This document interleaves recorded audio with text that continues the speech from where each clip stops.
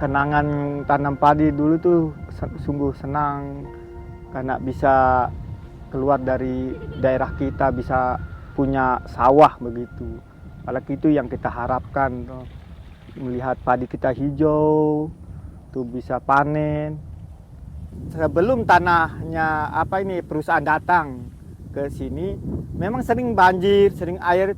Dia kemerahannya nggak terlalu lah, bisa subur tanaman karena dia merahnya di atas saja kan, belum digaruk, belum digali begitu. Setelah perusahaan datang sudah lumpur merahnya naik. Mungkin kalau dulu kita nanam dia sudah umur 1 bulan ke atas, umur ya sekitar 50 cm lah. Itu dia mulai di ujungnya itu dia ke kuning-kuningan kayak mau mati sampai ke akar, kayak gosong begitu.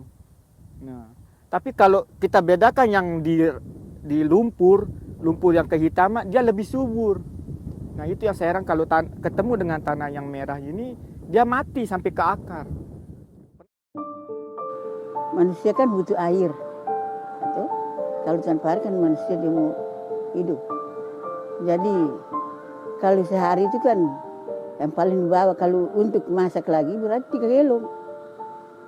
Kalau hanya minum mungkin, apalagi di dalam rumah tangga berapa, kalau satu rumah berapa rumah tangga, 2-3 rumah tangga, 1 galon kan boleh cukup. Tak bagaimana? Jadi kalau air sungai ini dia jernih atau dia sempurna seperti apa yang pertama semula itu air galon paling-paling 1 hari beli 1 Pak. Baru air galon sekarang ini mahal, 1 galon 10.000. 1. Jadi masyarakat saya nih rupa menyesal bahwa sehari kok kasih keluar 10.000. Sebelum air galon datang, itu kan fungsikan air. Lain ke goa lewat beroda 4, roda 2 ambil air ini. Tapi sekarang sudah bisa lagi. Kenapa seperti itu? Jadi masyarakat kan butuh cuman hanya itu. Kami harus kembalikan punya air sungai seperti dulu supaya konsumsikan.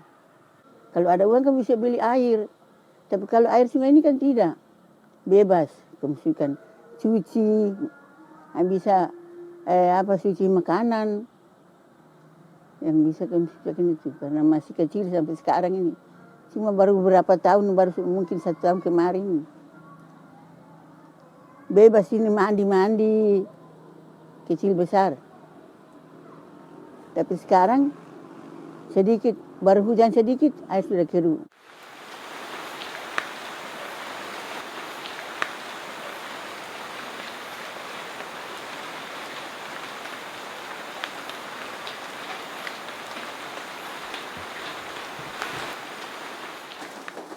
Pengunjung datang kan cuma suka air.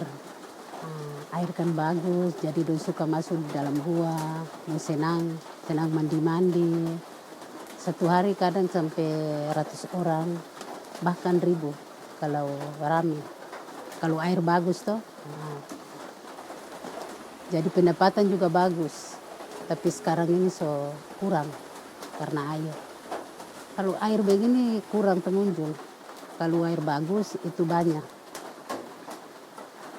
Airnya sekarang ini kadang 1 hari dah hujan langsung dia air dah keruh.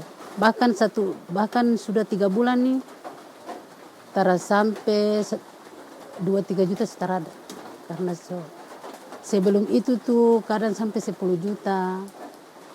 Itu 1 bulan kadang sampai 2-30 juta kalau ada tumpe wahana. Karena tiap hari itu kan ada pengunjung. Tapi sekarang ini ampun, terada sudah. Dari perusahaan kah tertahu lagi pun kurang ini. Tapi tung yakin bahwa itu perusahaan yang ini. Karena dulu kan seperti ini.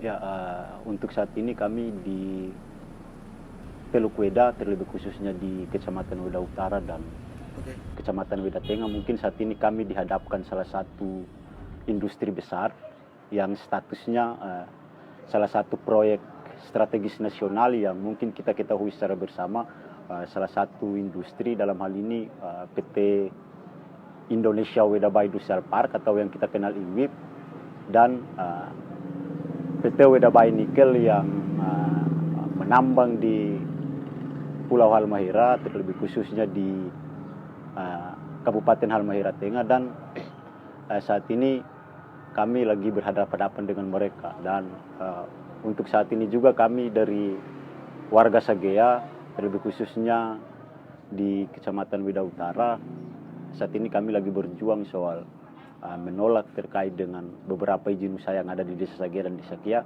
Dan mungkin kita bisa lihat sendiri untuk situasi lingkungan saat ini di daerah lingkar tambang mungkin ada beberapa sungai yang itu sudah tidak bisa lagi dikonsumsi. Salah satunya Wayako, Akedoma, Wasna, Akesake, dan Sungai Wale yang itu sudah tercemar, dan mungkin saat ini Sungai Sagea tercemar terkait dengan aktivitas tambang yang ada di hulu Sagea. Mulai perubahan warna itu dari tahun 2023 di tanggal 14 Juli.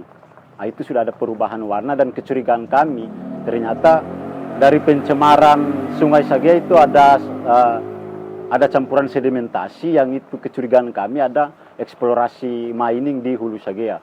Itu mulai dari tanggal 14 Juli berjalan sampai Agustus dan Oktober, kami dari SEP Sagea membentuk tim untuk bagaimana mengecek di hulu Sagea. Ternyata waktu itu sudah ada bukan jalan hauling, eksplorasi dari salah satu PT, dalam hal ini PT Weda Bay Nikel.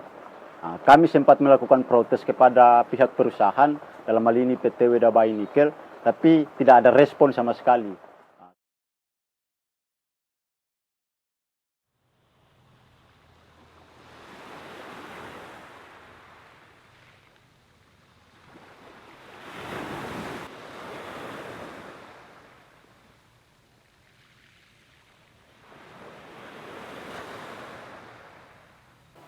Sekarang sudah menurun. Sekarang 33 kilo. Kalau dulu ikan kan masih banyak, Pak. Ini kalau saya mancing mengeluarkan biasanya sekitar 40 liter, Pak. Gitu. 40 liter. Satu kali keluar mancing itu. Jadi udah jauh, dia sekitar ya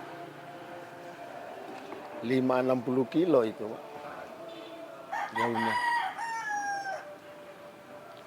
Tapi dulu kan masih ya 22 kilo sudah dapat ikan. Sekarang sudah parah, Pak. Oh ya, dulu kan hanya ikan di sini saja, Pak. Karena dulu kan belum ada perusahaan. Belum ada perusahaan IWIP ini. Jadi ikan hanya ya di seputaran Sagea sinilah yang mancing. Tidak ada ikan dari luar. Benar ada gangguan sekarang dari perusahaan. Termasuk lumpur, toh, Pak. Termasuk kapal juga. Itu ikan sampai lari, toh.